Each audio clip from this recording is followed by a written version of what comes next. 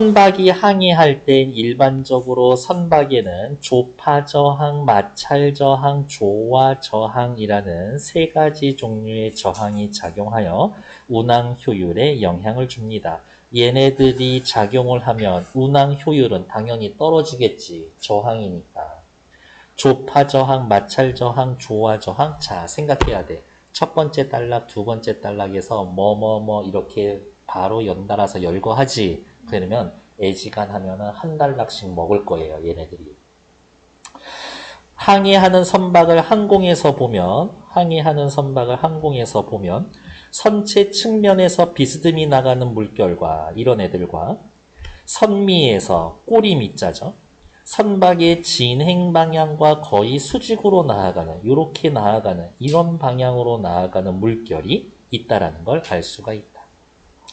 물결은 선박이 물의 표면을 밀어내면서 진행하며 생기는 것으로 선박의 운행이 저항으로 작용합니다. 물결은 저항이다. 물결이 없으면 참 좋을 텐데.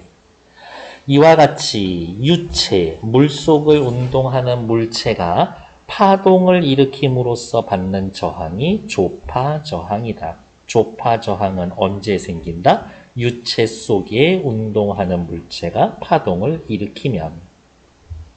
그러므로 물결을 크게 만드는 선박일수록 조파 저항은 커지게 되어 있습니다. 뭐뭐 할수록 뭐뭐 합니다죠. 그러면 옆에다가 그냥 이렇게 쓸 거예요. 물결이 많이 일어납니다. 그럴수록 조파 저항은 커질 겁니다. 조파 저항 커질 겁니다. 처음에는 조파 저항이 속도의 제곱에 비례해서 증가하지만 어느 정도 속도가 빨라지면 제곱값보다 더 크게 증가합니다. 그러면 대충 이런 그래프 그릴 수 있지 않을까? 속도, 저항, 속도의 제곱에 비례하니까 어떻게 기울기 1인 것보다는 급하게 올라가겠지. 이렇게 훅 올라가겠지. 하지만 어느 지점부터는 어떻게 어디가 있냐? 제곱값보다 더 크게 증가한다고. 어우, 그래서 그림을 그리면 대충 요 정도? 이런 느낌? 확 솟아오른다고. 이 속도에서는 아무리 엔진의 추진력을 높여도 속도 변화가 거의 없는 상태가 되는 이른바 조파 저항의 벽이라는 게 생깁니다. 자동차로 따지면 아무리 악셀 밟아도 차가 그 이상 나가지를 않아. 이 쉽게 공기 저항 이런 것 때문에. 그러면 이제 사람들은 고민해야지. 저 조파 저항을 어떻게 줄일 수 있을까? 선박을 가늘고 길게 만들면 조파 저항은 감소합니다. 배를 얍실하게 만드는 거지. 이러한 뚠뚠이 배보다는 얍실한 배를 만드는 거래. 길게. 칼처럼 날카로운 형태를 가진 선박은 수면 위를 달려도 물결을 거의 만들지 않아 조파 저항이 작다. 앞뒤로 가늘고 긴 모양에는 한계는 존재합니다. 그렇지. 예를 들어서 여기서부터 여기까지 뭐 한 300m, 폭은 2m짜리 배 이런 걸 만들 수는 없잖아. 만들려면 만들겠지. 소용이 없어. 왜? 지나치게 가늘고 길면 복원력이 감소해서 지나치게 가늘고 길면 복원력이 감소해서 쉽게 뒤집어집니다. 복원력은 배가 이렇게 기울었을 때 다시 돌아오는 힘. 그러니까 잘 뒤집힐 때. 따라서 한편 선박의 속도 증가에 따라 조파 저항에는 커졌다 작아졌다 하면서 전반적으로 증가합니다. 아까는 진짜 후려쳐서 그랬는데 보통은 이렇대. 이런 식으로 조파 저항이 커진대요. 속도를 올릴수록. 그러면 사람들은 어느 부분에 주목을 할까? 이런 부분, 여기 이렇게 떨어지는 부분에 주목을 하겠지. 저기는 속도가 빨라지는데 왜 조파 저항이 아까보다 잠깐 줄었지? 살펴봤더니 선수, 뱃머리 부근에서 발생하는 물결과 선미, 꼬리 부분에서 발생하는 물결이 서로 간섭을 일으키기 때문입니다. 선수의 물결과 선미의 물결이 서로 간섭을 하면 저항이 좀 줄어든대.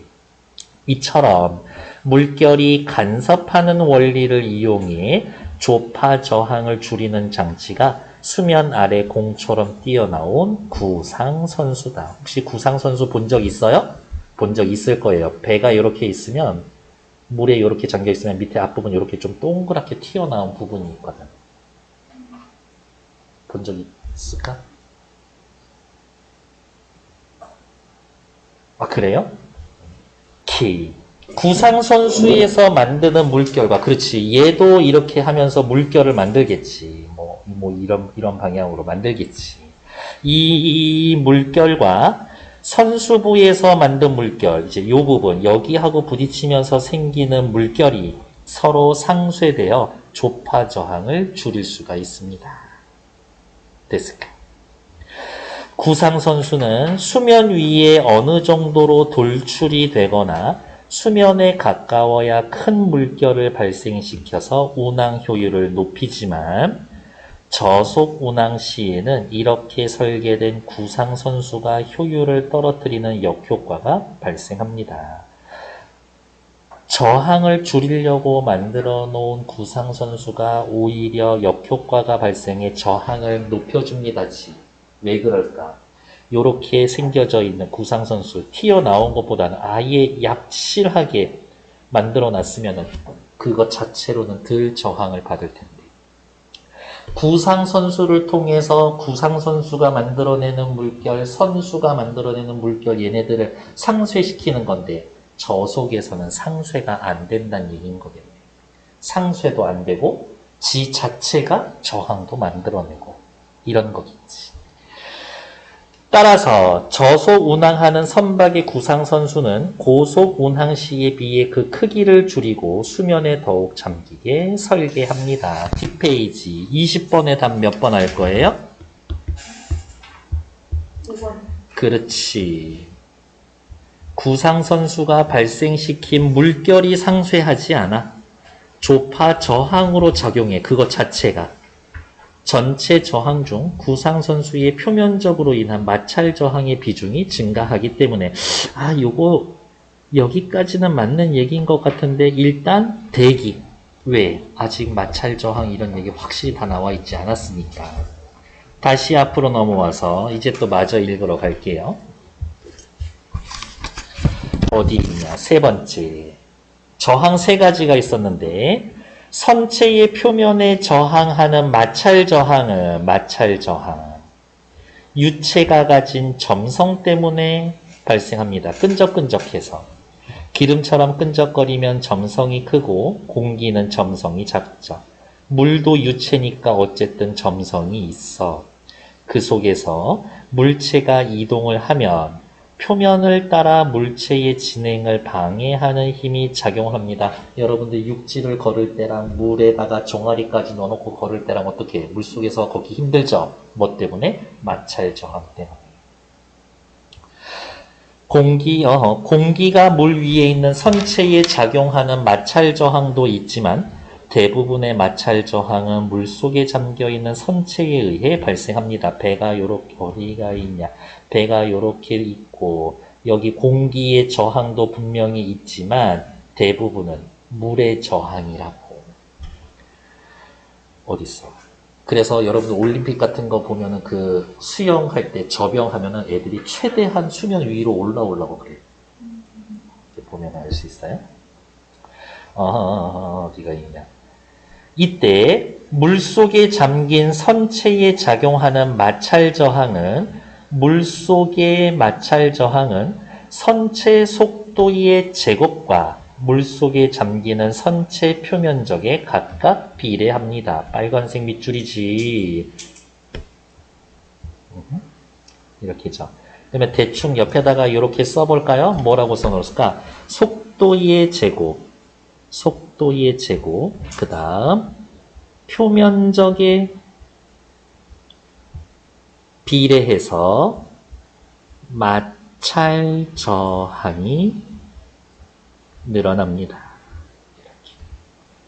원래의 속도가 1, 표면적이 1이었어. 그러면 속도가 2배가 되면 원래의 마찰 저항보다 얼마? 2의 제곱이니까 4배지. 속도가 2배가 되면 그 전보다 4배의 마찰 저항을 더 받는 거지. 속도는 그대로인데 표면적만 2배가 됐어. 그러면 2배지. 괜찮을까요? 네. 그거 이해하면 끝이야. 풀 수 있는 문제 하나 있어. 다음, 따라서 선박의 운항 속도가 감소하면 조파 저항과 마찰 저항이 모두 줄어들지만 운항 속도가 줄어들면 조파 저항도 줄어들고 마찰 저항도 줄어들고 선박의 속도가 느려질수록 선박에 작용하는 전체 저항에서 마찰 저항이 차지하는 비중은 증가합니다. 왜? 속도의 제곱에 비례한다라 그랬으니까 속도는 조금 변해도 많이 영향을 준다고. 됐을까요? 속도의 제곱이니까 속도가 반으로 줄어들었어? 그러면은 기존의 마찰 저항의 4분의 1이 줄어드는 거, 4분의 1로 줄어드는 거니까. 속도의 제곱에 비례하는 거예요. 그래서 속도가 느릴수록 선체에 작용하는 전체 저항에서 마찰 저항이 차지하는 비중은 증가하게 됩니다. 비중은. 그러므로 속도를 줄이지 않고 마찰 저항을 줄이기 위해서는 물속에 잠기는 선체의 표면적을 줄여야 합니다. 됐을까? 그럼 속도 2배로 높이면 어떻게 해야 돼? 물속의 표면적을 4분의 1로 줄여야 돼. 그쵸? 네. 어쩜 이렇게 그지같이 설명하는데 저렇게 알아들을까? 유체의 점성 때문에 발생하는 저항에는 조화 저항도 있습니다. 어머, 그러면 누구였지? 유체의 점성 때문에 생기는 거 조화 저항 말고, 아, 맞아. 마찰도 있었지. 점점점점점. 마찰 저항도 점성 때문에 생기는 거였지. 선박의 표면 근처에는 물의 점성 때문에 선박의 움직임에 따라서 같이 움직이는 얇은 모래막이 만들어집니다. 배가 이렇게 있어서 이렇게 가면 여기 배 표면에 얇은 막이 생겨. 그 막이 같이 움직여. 물이 붙어서 이렇게. 선체 표면 근처의 점성 때문에 선박의 움직임을 따라 같이 움직이는 얇은 모래막이 만들어집니다. 이것을 경계층이라고 부르는데 선수, 뱃머리에서는 얇지만 선미로 갈수록 어떻게 그게 두꺼워진대. 왜 두꺼워지는지는 모르겠어. 대형 선박의 경우는 와 이게 1, 2m 정도 될수록 커집니다.